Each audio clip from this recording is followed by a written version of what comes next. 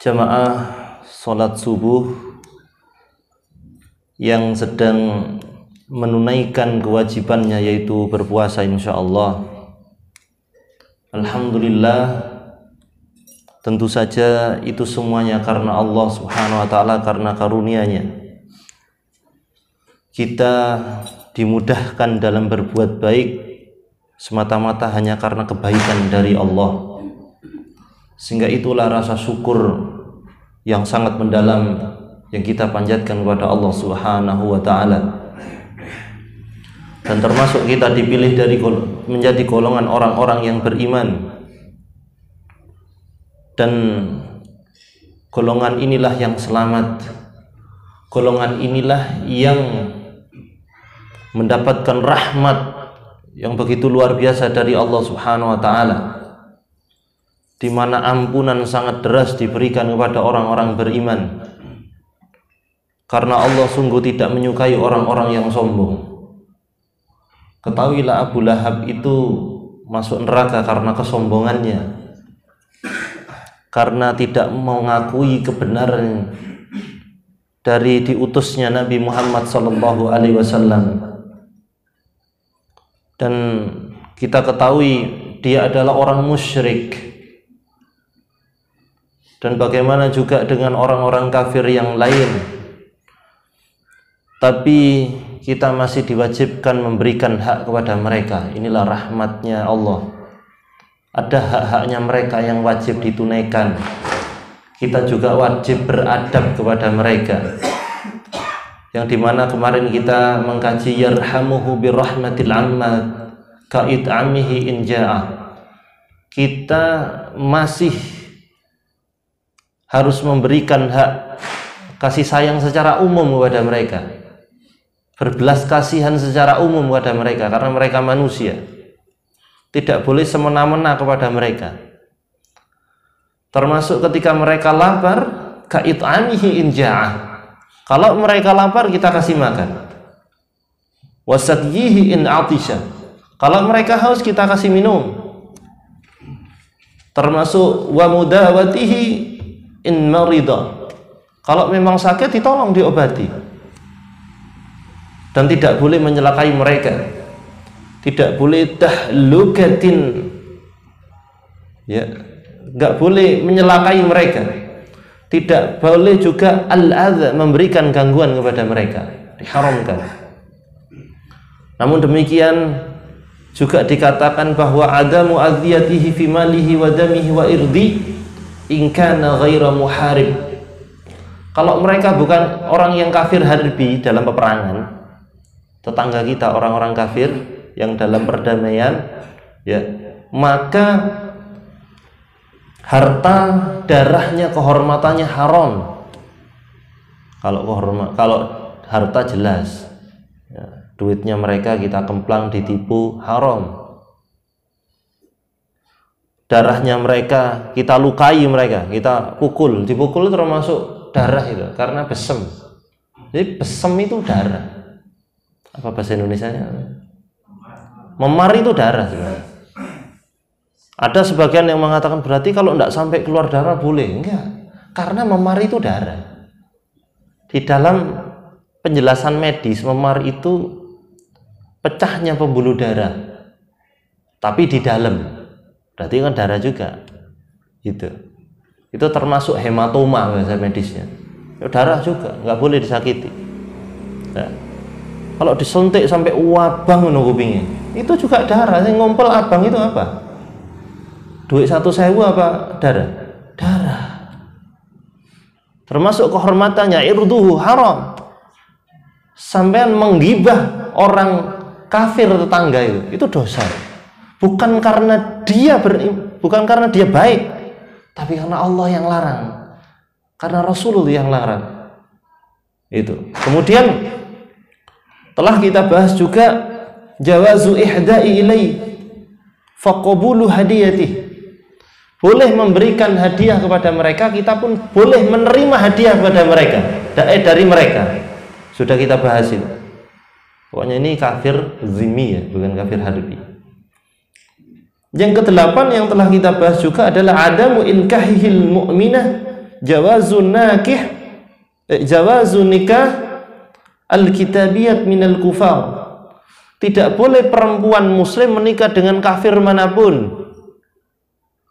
Dibolehkan laki-laki muslim menikahi dengan wanita kitabiyat, yakni Yahudi dan Nasrani, sektinya apapun, Yahudi dan Nasrani.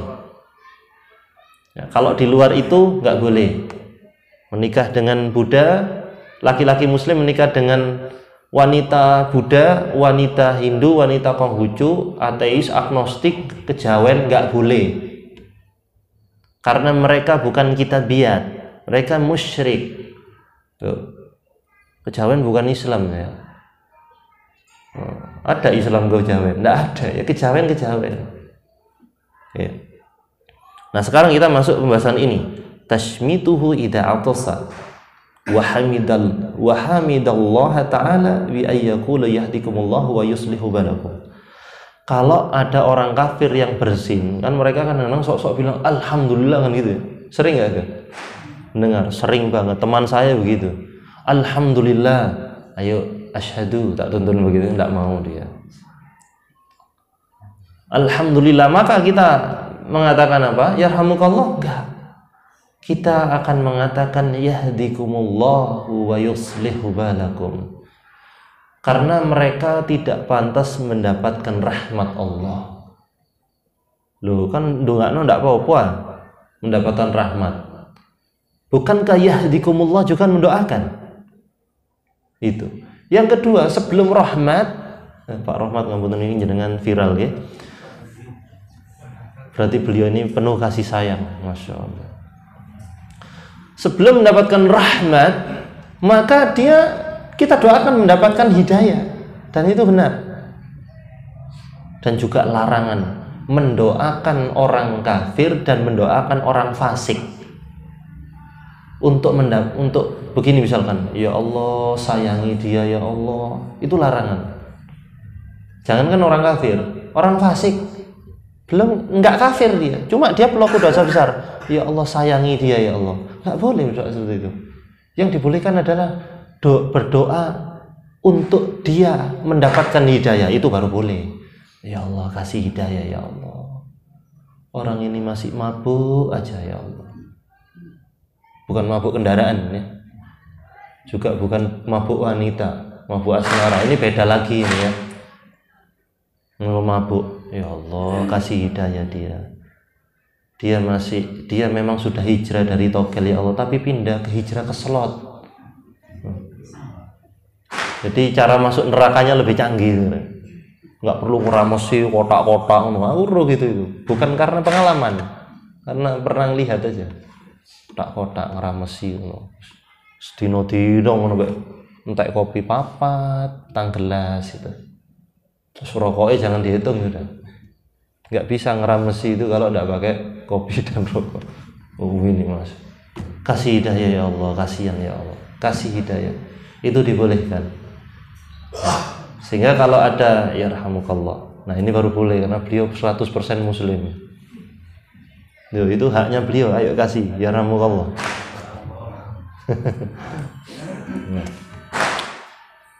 Dan kita tahu itu sebagaimana di dalam hadis. Sebentar. Yahdikumullah yuslihu balakum. Idz kana Rasul alaihi salatu wassalam yata'atas 'inda yahud raja'a bi yaqula lahum.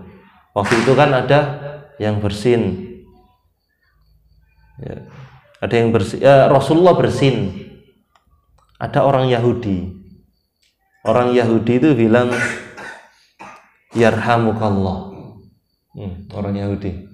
Ini coba dibayangkan bahwa begitu ngetrennya syiar Islam walaupun hanya bersin. Sampai orang Yahudi itu hafal. Orang Islam kalau dia bersin bilang alhamdulillah, orang Islam lain bilang yarhamukallah. Ini ada orang Yahudi bilang yarhamukallah kepada Rasulullah, dan Rasulullah bilang yahdikumullah wa yuslihu balakum. Dan kemudian termasuk dasar-dasar yang lain, berarti yang dibolehkan cuma yahdikumullah wa yuslihu balakum. Itu jawabannya. Kalau masalah bersin enggak terlalu panjang lebar. Saya sebenarnya mau membahas yang agak porsinya lumayan di pagi ini, ya karena kekinian ya. Makanya nih saya percepat karena memang pembahasan khilafnya nggak ada masalah ini, gitu. Karena kekinian. Makanya sholat juga harus saya pendekkan ya. Selain momen ngaji, ini momentum. Khawatir kalau nggak terbahas hilang momennya. Dan yang ke-10, la yabda'uhu bissalam, larangan memulai salam. Dilarang kita memulai salam. Ketemu mereka, assalamualaikum, dilarang. Tapi nggak mutlak, karena salam yang lain boleh. Selamat pagi itu kan ya salam. Nah, jadi kalau di Mesir atau di negara Arab yang lain yang ada Nasraninya banyak, itu ada bedanya. Assalamualaikum sama Assalamualaikum, itu ada bedanya. Assalamualaikum sama Assalamualaikum. Makanya kalau ada orang Arab Assalamualaikum, loh ini jawabannya beda. Apa bedanya? Kalau Assalamualaikum itu miliknya Islam. Kalau sedangkan Assalamualaikum miliknya Nasrani. Cuma di Arab gitu loh. Apa dasarnya mereka? Karena mereka mengatakan kalau Nabi Muhammad ngajari adalah keselamatan itu assalam on you. Tapi kalau Yesus mengatakan, kata mereka, assalam for you. Itu alaikum dan lakum itu beda. Karena lakum for you, untukmu. Nah, sebenarnya di mereka tidak ada salam, masih digolek-golek. Tidak ada salam kayak gitu. Tapi kalau di bahasa Arab kan ya assalamu lakum begitu. Kalau mereka salam assalamu lakum, maka jawaban kita bukan waalaikumsalam warahmatullahi wabarakatuh. Berbeda. Ya.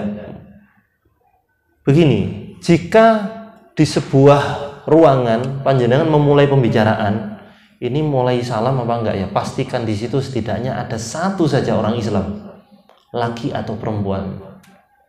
Baru katakanlah assalamualaikum warahmatullahi wabarakatuh.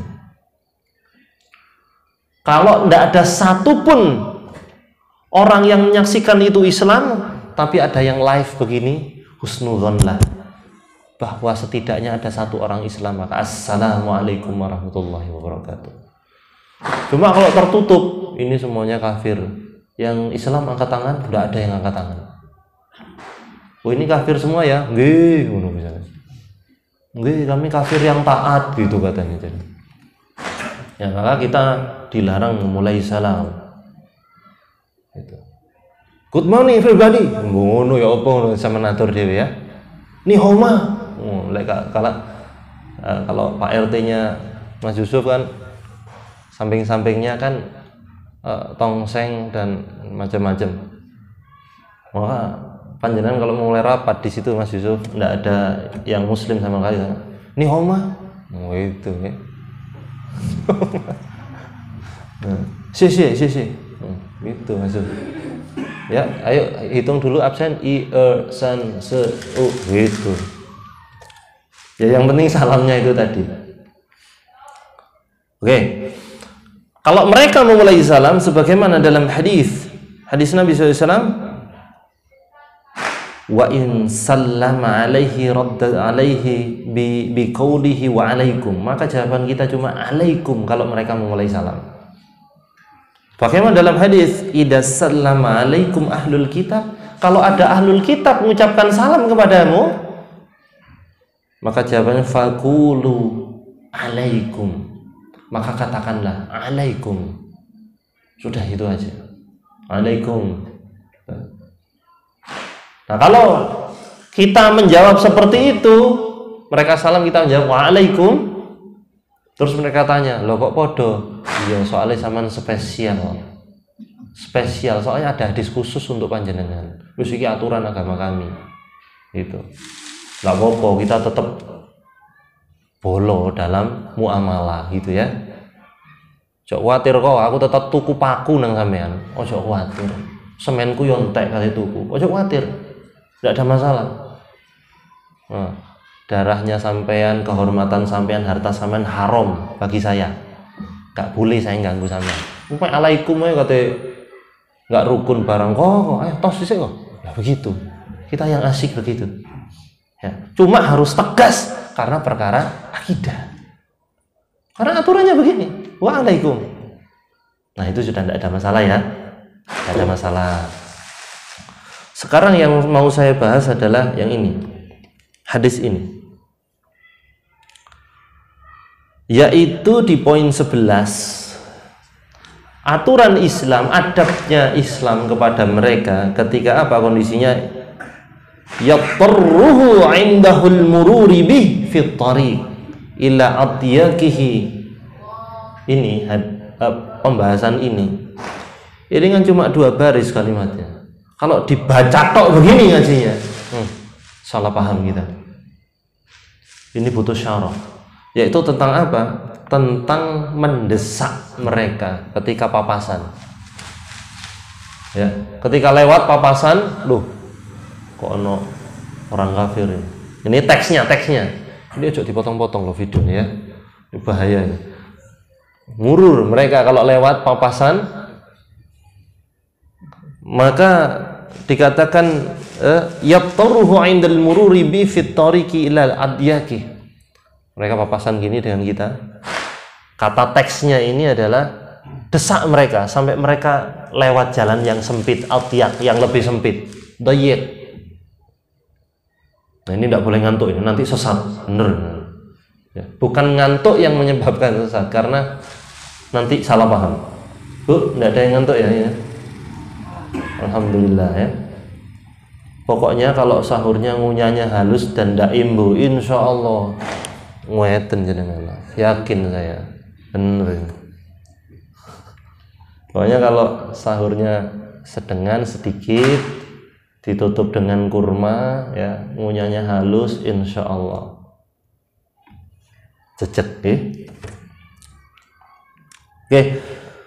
Karena ada hadis Nabi Shallallahu Alaihi Wasallam, la tabda'ul yahuda wala nasara, janganlah memulai kepada Yahudi dan Nasara bisalam, dengan salam. Jelas sekali hadisnya, nggak boleh memulai. Ini penegasan yang tadi. Faida lakitum ahadahum fitori, kalau kalian menjumpai mereka dua orang kafir ini di jalan, fattarruhu illa atyakih, maka desaklah mereka sampai ke jalan yang paling sempit. Hadisnya sahih, jangan tanya kalau itu hadis riwayat Abu Daud dan At-Tabrani. Termasuk Imam At-Tabrani mengatakan hadis ini hasan. Sudahlah, makbul hadisnya ini. Nah, apa maksudnya?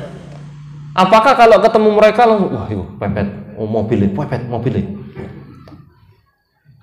Ini pentingnya ngaji. Apa maksudnya hadis ini? Apakah dipewepet tok? Panjenengan bapak-bapak jualan gini, toker. Wah, iku ono taci. Masa kate dipepet? Sik enom mana taci. Lek tuwek ndak dipepet beling ya. Beling ini iki. Makanya ini ndak boleh ngantuk ini. Ini sesat nanti, ya. Terutama bapak-bapak ganteng yang ada di sini nih ya. Ini bahaya, beliau masih membara soalnya. Oke, oh nah, akhirnya diakui kan, masya Allah. Nah, coba kita lihat konteks dari hadis ini. Sababal wurudnya bagaimana? Ini bukanlah kondisi kehidupan yang ammah sebagaimana kehidupan kita sekarang. Ini kondisinya adalah terutama di dalam riwayat lain, hadis riwayat Abu Hurairah, ini kondisinya kondisi perang. Kondisi bagaimana orang Islam itu dia harus menunjukkan muruahnya. Harus menunjukkan muruahnya. Lalu kondisi perang nggak boleh lemah lembut. Kondisi mereka membenci kita, mereka mengkhianati orang-orang Yahudi itu, mengkhianati orang Islam. Mereka kalau berjanji berkhianat, main belakang, sukanya begitu. Yahudi begitu, biasanya dari dulu. Pemain Palestina ditembakin kalau main bola, lapangannya ditembaki. Itu mereka gitu. Lah kok mau main di Indonesia? Ditolak apa ditolak? Oh ini kan urusannya FIFA. Lo enggak, bukan urusannya FIFA, ini urusannya agama. Oh ini update apa enggaknya dengan? Update ya. Ibu-ibu aja update. Sekarang ibu-ibu ini sejak ngaji enggak nonton sinetron sekarang. Drakor. Subhanallah, tambah puara ya. Enggak ya insya Allah. Ibu-ibu sini ini ibu-ibu solihah, ahli surga firdaus tinggi. Insya Allah. Bapak Ibu, saudara-saudariku, barakallahu fikum. Itulah konteksnya. Dan coba, kita itu kan salah satu adab sama Rasulullah husnudzan. Mungkinkah Rasulullah pembawa rahmat? Mau viral lagi ya rahmat, Masya Allah. Memerintahkan kayak gini di dalam kehidupan sehari-hari. Umar bin Khattab saja ketika menjumpai pengemis yang Yahudi itu diselamatkan nggak? Selamatkan. Bahkan diberi sumbangan yang diambil dari Baitul Mal, itu hartanya orang beriman. Fix. Kalau nanti ada orang-orang tertentu yang memakai hadis ini untuk menyerang Islam, panjenengan jelaskan Bapak Ibu. Nggak gitu penjelasannya hadis itu. Konteksnya nggak gitu. Tidak seperti itu. Dan bahkan Rasulullah yang menyuapi pengemis tua buta itu, dan dia Yahudi. Nggak didesak juga sama Rasulullah. Penuh kasih sayang kok. Tapi kalau perang tegas. Perang. Tidak ada dalam peperangan itu papasan begini. Nggih, monggo. Nggih. Jempole loro, kurang nyile kancane. Nyile sitok rek. Monggo. Untuk menghormati mereka. Padahal mereka memerangi Allah dan Rasulnya. Nggak mungkin kita kasih. Apalagi penjajah kayak Israel gitu. Nggak mungkin kita kasih izin. Walaupun cuitan beberapa pejabat mengokekan, nggak akan mulus itu. Ya, timnas Israel ke Indonesia nggak akan mulus. Ya. Dan seandainya jadi ke sini, nggak usah berontak juga, tolak dalam hati, doakan dapat hidayah yang ngasih jalan. Jangan dikasih doa rahmat loh ya, kasih sayang ya Allah, kasih apa? Rahmati ya Allah, kasih rahmat ya Allah, ya Rahman ya Rahim, enggak, tapi ya Allah berikanlah hidayah. Makanya sunnahnya kalau marah sama seseorang karena seorang itu buruk perangainya, maka doanya adalah Allahu yahdik. Itu marah itu sudah. Orang solih kalau marah kayak gitu nggak meso, yaitu meso yang syar'i. Ya. Allahu yahdik. Ada orang zalim di jalan, bauan termepet, sampai ke ponal-ponal ini. Allahu yahdik, tapi jangan sambil mendeli. Oh, Allah yahdik itu. Jangan begitu. Ya. Nggak pantas zikir yang menenangkan hati, tapi malah membakar hati. Nggak pantas, nggak cocok. Sampai ini baru. Oh, Allahu yahdik itu. Oh, tambah nggak pantas ya. Allahu yahdik. Mandar kepreset, jangan. Allahu yahdik. Nah, ini konteksnya. Oh jelas, karena sebelumnya makanya penulis kitab ini mendahulukan di poin 5 yarhamuhu birahmatil amma, yaitu berbelas kasih, berkasih sayang kepada orang kafir, yaitu kasih sayang yang umum karena aspek kemanusiaan. Mereka jatuh dari motor, kita tolong tanpa harus tanya agama, apalagi tanya ormas. Wah, Ansor gak menolong, awas ya, bukan begitu cara mainnya gitu. Dan ketahuilah terutama orang Yahudi yang secara tegas disifati keras dalam hal ini secara tegas. Sama orang Nasrani itu berbeda, Allah bahasanya itu beda. Allah dan Rasulnya sama orang Nasrani itu sudah beda. Beda dengan orang Yahudi sikap kerasnya. Kalau Yahudi kau nemen sudah asli kenemenan. Sejarah mengatakan nemen. Makanya di dalam surat Al-Maidah ayat 82. Yang bawa HP boleh dibuka tuh. Biar nancep kita, biar kita bisa menjelaskan, karena hadis yang saya baca la yaqurruhu, ya, mendesak mereka itu sering dijadikan bahan untuk menjelek-jelekkan kita, yaitu jawabannya sebenarnya banyak sekali, ya, termasuk yang kita bahas tadi, dan termasuk kita cek bahwa dengan Yahudi antara dengan Yahudi dan Nasrani itu beda sikapnya. Coba kita cek. La tajidanna asyaddan nasi adawatan lilladina amanu al-yahuda walladina asyraku. Tidak ada yang paling keras permusuhan manusia kepada orang beriman kecuali dua, Yahudi dan musyrik. Udah. Tapi anehnya, walaupun tidak aneh bagi kita yang cetek ilmunya dibanding dengan ilmunya Allah yang tanpa batas, Allah Subhanahu wa taala berfirman, wala tajidanna aqrabahum mawaddah lil ladina amanu alladina qalu inna nasara. Dan tidak ada yang persahabatannya paling dekat. Mawaddah itu enggak sekedar sahabat, mawaddah itu, tapi yo kadang-kadang klik di hati, itu adalah orang yang mengatakan aku Nasrani. Tapi coba cek, orang Islam sering dekat dengan orang Nasrani, nggak tahu hikmahnya apa. Wallahu a'lam. Dan ini memang Allah yang menghendaki kayak gitu. Coba sikap Nabi lihat. Romawi dengan Persia, beliau malah mendoakan kemenangan untuk Romawi. Nggak pernah Rasulullah itu mendoakan kemenangan untuk Yahudi. Nggak pernah. Wanjene Yahudi ini nemen tenan. Biasa ndak pati banter itu. Sing 2000-an ya. Semoga Allah kasih hidayah. Amin. Ya Rabb. Ndak boleh marah. Maka kita lihat coba, kenapa sih Yahudi sampai sedemikian rupa itu dikhususkan? Yahudi di Indonesia ada enggak, Pak? Ada di Sulawesi. Sinagognya juga ada, sinagognya. Cuma memang tidak diresmikan oleh pemerintah, tidak mungkin. Dulu hampir diresmikan dulu. Ya bareng-barengan ini Konghucu, hampir.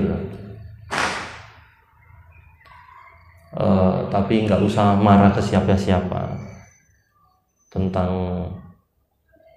bagaimana Konghucu dimasukkan di situ. Nah, gitu loh ngewan gitu.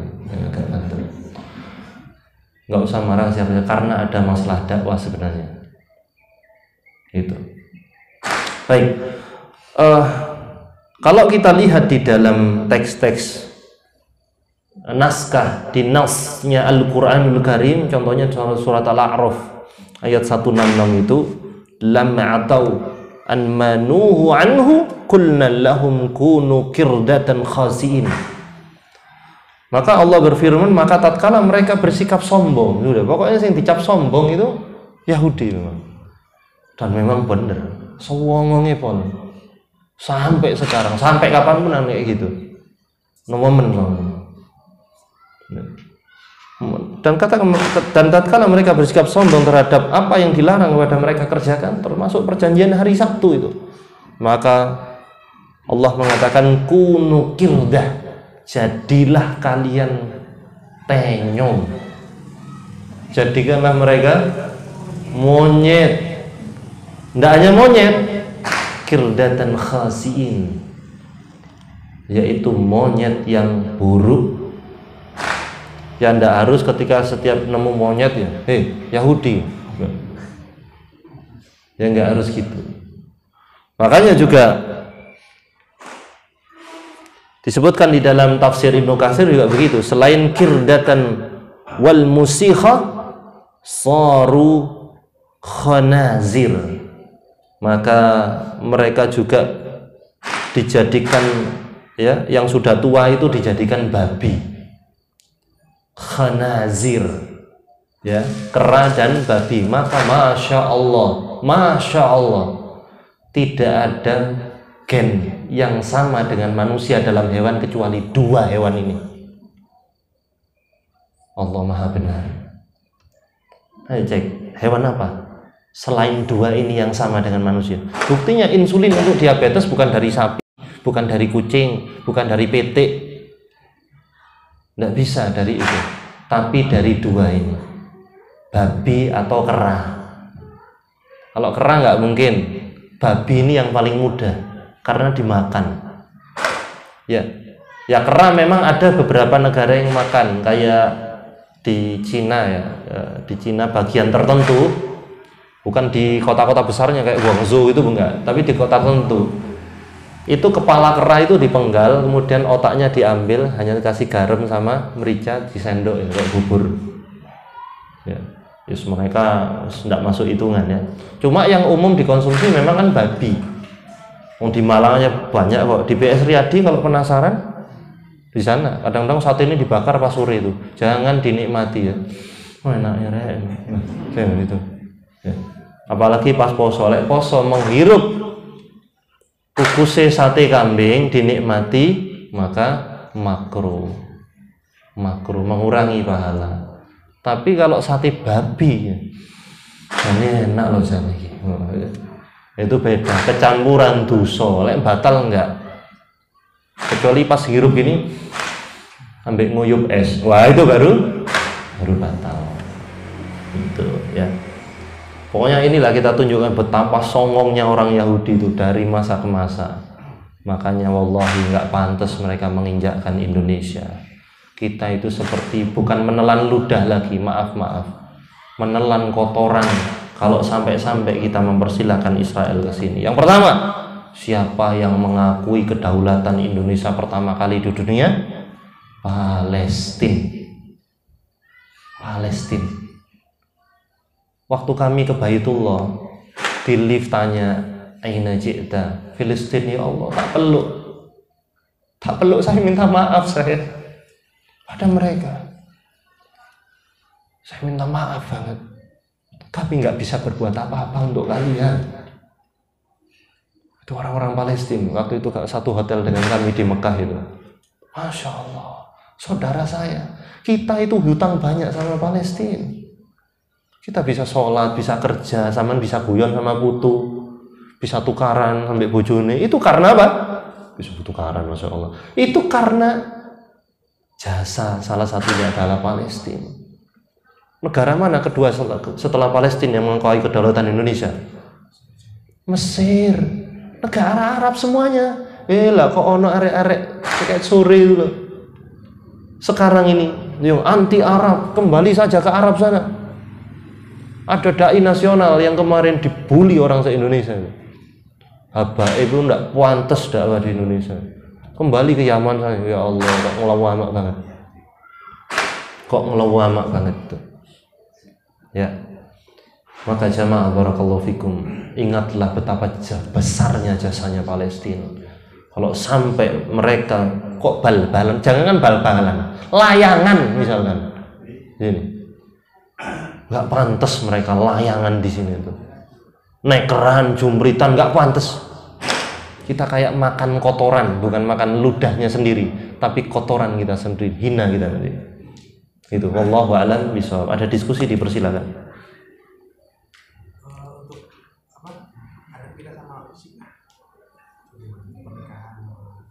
Oke. Bagaimana adab kita dengan Syiah atau si B, si C? Ya, Syiah Islam apa enggak ini?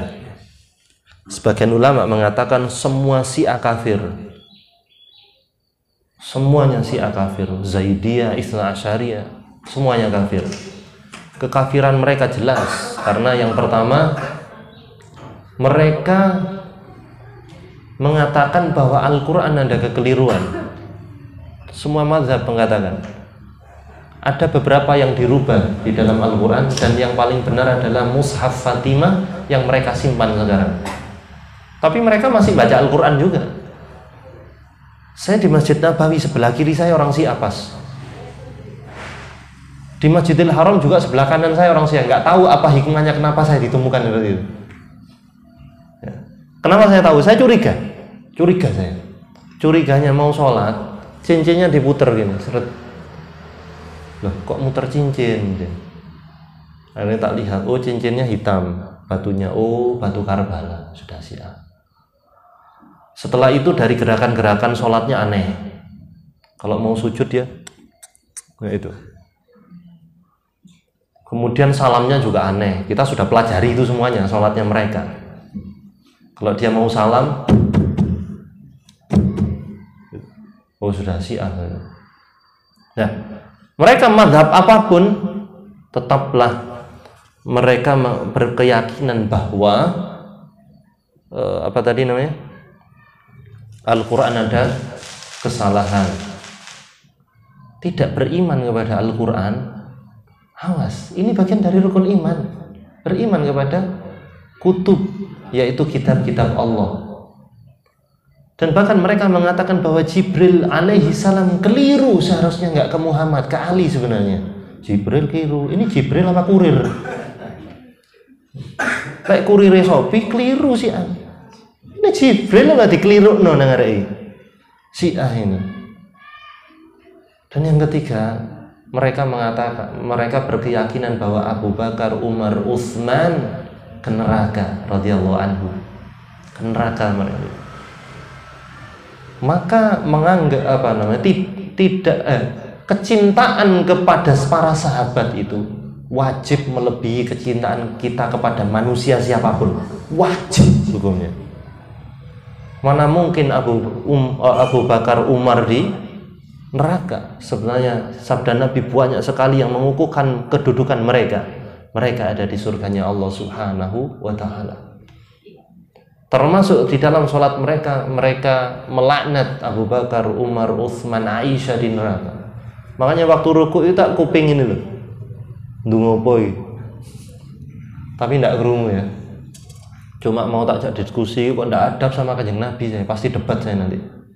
Wong ini di depan makamnya Rasul yang sebelah, bukan sebelah yang tempat ziarah, tapi sebelah belakang ya. Ya, ini Raudhah, ini yang di sini. Ini saya sholat di situ. Ini tidak adab sama kanjeng Nabi. Umpama ketemu di Jeddah, takjak diskusi. Cuma ya percuma. Karena guru-guru kami ngejak diskusi mereka, ya tetap mereka bebal. Oke, itu pendapat pertama bahwa mereka kafir. Mereka menganggap bahwa Ali bin Abi Thalib radhiyallahu anhu lebih utama dari Nabi Muhammad SAW. Sebagian ulama mengatakan bahwa Syiah Zaidiyah fasik, nggak kafir, fasik. Zaidiyah, Syiah Zaidiyah itu yang mendekati ahlu sunnah. Itu perbedaan pendapatnya begitu. Saya ikut mana? Saya ikut pendapat pertama. Maaf kalau beda ya. Saya ikut pendapat pertama. Saya terlalu mantap ikut pendapat itu. Bukan pendapat saya yang ini, pendapat para ulama. Gitu. Sehingga kalau menikah dengan mereka bagaimana? Seperti menikah dengan orang musyrik, karena mereka bukan ahli kitab. Nggak boleh menikah dengan perempuan mereka, apalagi laki-lakinya mereka. Maka dia dihukumi musyrik. Ya, sebagaimana kalau pakai pendapat pertama loh ya, saya nggak memaksakan diri agar panjenengan mengikuti saya, nggak. Monggo dipelajari terus. Tapi setidaknya seminimal-minimalnya mereka tidak ada kebenaran ya, di dalam akidahnya. Kalau diundang di akad nikahnya nggak usah hadir. Tapi kalau dia nikah terus kok tepak ini konco, ya datang aja nggak apa-apa, datang. Bukan di akad nikahnya. Oke.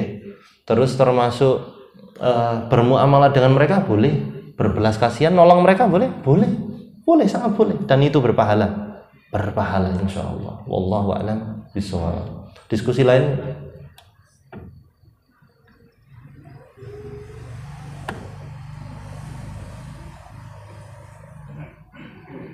Nggak ada diskusi lain. Ini belum bunyi ya?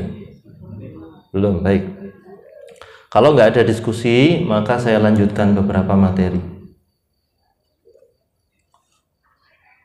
Baik, poin terakhir di dalam beradab kepada orang kafir ini adalah mukhalafatuhu wa adamu tashabbuh fima laisa bid-dururi, yaitu wajib menyelisihi mereka dan tidak boleh menyerupai mereka, menyerupai orang kafir di dalam perkara-perkara yang khas untuk kepada mereka, yaitu ada ciri khas mereka tapi ini perkara umum, tapi ada juga ciri-ciri mereka perkara khusus. Yang perkara khusus ini nggak boleh ditiru. Misalkan kita pakai jas, itu kebiasaannya orang Amerika, boleh kita niru, boleh, karena nggak ada urusannya dengan kekhususan mereka. Dowono godek, apa hukumnya memanjangkan jambang dibagi dua? Niru siapa dulu? Niru Elvis Presley, meniru vokalisnya Tips X, meniru siapa itu yang WCW itu? Lali ya. Siapa? Siapa Bu? Saya kan delok gulat Bu. Nah, itu berbeda dengan meniru jambangnya orang Yahudi. Pakai topi koboi boleh nggak? Kafir loh ya. Boleh tapi pakai topi koboi? Boleh. Apalagi pas mancing cocok pakai topi koboi. Tapi kalau topinya khusus orang Yahudi nggak boleh. Pakai belangkon boleh, pakai udeng boleh, tapi pakai udengnya orang Hindu haram, karena itu khusus ciri khas mereka ketika sembahyang. Ya. Jadi oleh-oleh itu juga harus dilihat. Pakai gelang khas Thailand, khas boleh. Yang nggak boleh gelang khas Hindu. Wah, ada orang yang pulang dari Bali karena langsung pakai gelang itu. Yang warnanya apa tahu? Nah, dari benang hitam, merah sama putih. Itu simbol mereka. Simbol mereka. Siwa, Brahma, dan Wisnu. Itu tiga itu. Bangun rumah kayak khas kerajaan Majapahit misalkan, ya boleh, tapi simbol-simbol Hindunya nggak boleh, simbol hitungan pundennya nggak boleh ada. Terus yang lagi ngetren di mana-mana saya ketemu adalah itu reco pendung, ya. Atau nyimpen patung yang memang ya patung biasa nggak oleh, apalagi patung dewa. Wallahu a'lam bishawab. Penjelasannya agak panjang, ya nanti insya Allah kita jelaskan pertemuan mendatang. Alhamdulillah, Allahumma sholli wa sallim ala nabiyina Muhammad. Semoga Allah menerima amal soleh kita di bulan Ramadan, diberikan istiqomah, kita diwisuda sebagai alumni Ramadan terhebat. Amin ya rabbal alamin. Subhanakallahumma wa bihamdik asyhadu an la ilaha illa ant astaghfiruka wa atubu ilaik. Yang langsung pulang monggo, yang jagongan monggo, jangan harap ada makanan ya. Wassalamualaikum warahmatullahi wabarakatuh.